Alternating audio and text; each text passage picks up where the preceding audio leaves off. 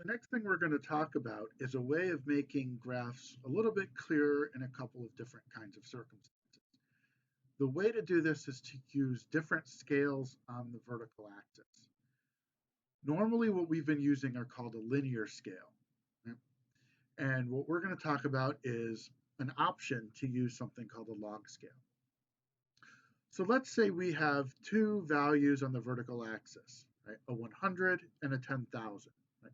One is further left, one is further right. One is 100 on the vertical axis, and the other is 10,000 on the vertical axis. With a linear scale, each tick mark on each axis, we're focusing on the vertical axis, represents increasing things by the same, increasing the y values by the same amount. So, for example, with that scale, you may have the first tick, each tick mark represent an increase in the y value of 100.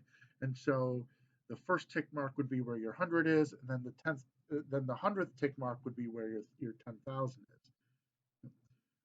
Now that's still very, very far apart. So you may consider using something called a log scale, where what happens is the 100 becomes, roughly speaking, 2 on the y-axis, and the 10,000 becomes roughly a 4. What's going on there? What's going on there is that the tick marks now represent powers of 10, so to speak.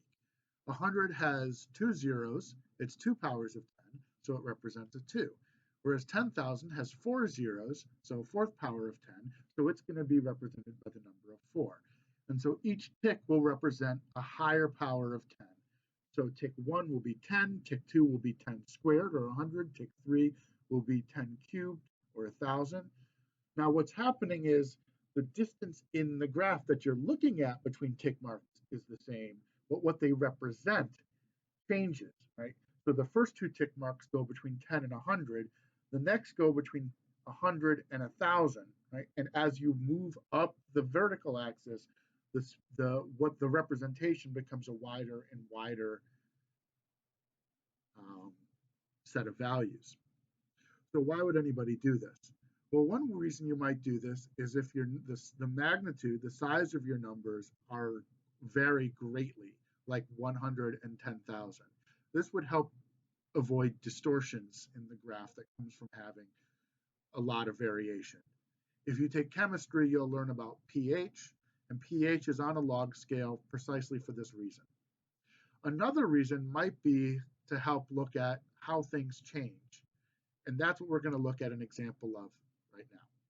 Trigger warning before I move on. The data I'm going to look at, or I'm going to show you, comes from US COVID cases. So if that's going to cause some trouble, let me know and I'll chat with you privately.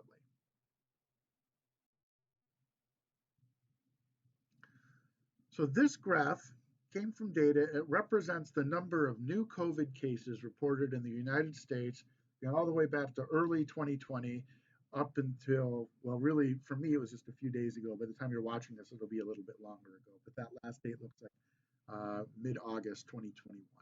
Yep. So this is what the graph looks like. I want to zero in on this portion of the graph. Take a look at this. This looks like what you might consider to be an exponential curve. And we'll talk about exponential curves in chapter 4. But watch what happens when we change this to a log scale. So let me change the vertical axis to a log scale. So let me show you what happens. So first notice we've got, on the linear scale, we've got 5,000, 10,000, 15,000. Every tick mark represents 5,000 new cases. To change to a log scale, first you select the vertical axis values. And now I'm going to right click. I'm sure there's an equivalent on a Mac. And then select Format Axis. You'll see to the right a menu for Format Axis has come up. There's a lot of things you can do here. For example, making sure your y-axis goes down to 0. We'll talk about that in a future video. But this is what we want to do. We want to put this on a logarithmic scale. Now notice what we've got on the y-axis. 10, 100, 1,000, 10,000, 100,000, a million. So we've got our powers of 10 on the x-axis, on the y-axis, and while the tick marks we're staring at are equally far apart, the values they represent become large, have a larger and larger range. And now let's look at what happened to this piece of the graph. Before it had this exponential, very steep curve. Now it looks kind of like a straight line. This is another thing that exponential graphs do. This is another thing that logarithmic scales do, is they make graphs that look exponential look linear. And we'll probably take a look at that near the end of chapter 4. I haven't decided if we're going to talk about that or not. We'll see how things go. So bottom line, you can change things to a log scale, and there are 2 reasons to do that. 1, if there's a great deal of variation in the data. 2, if you want to look at linear trends in slopes. In the next video, we're going to talk about how to read more complicated graphs, in particular graphs where there's 2 different scales on the vertical axis. And I'll explain what I mean in the next video.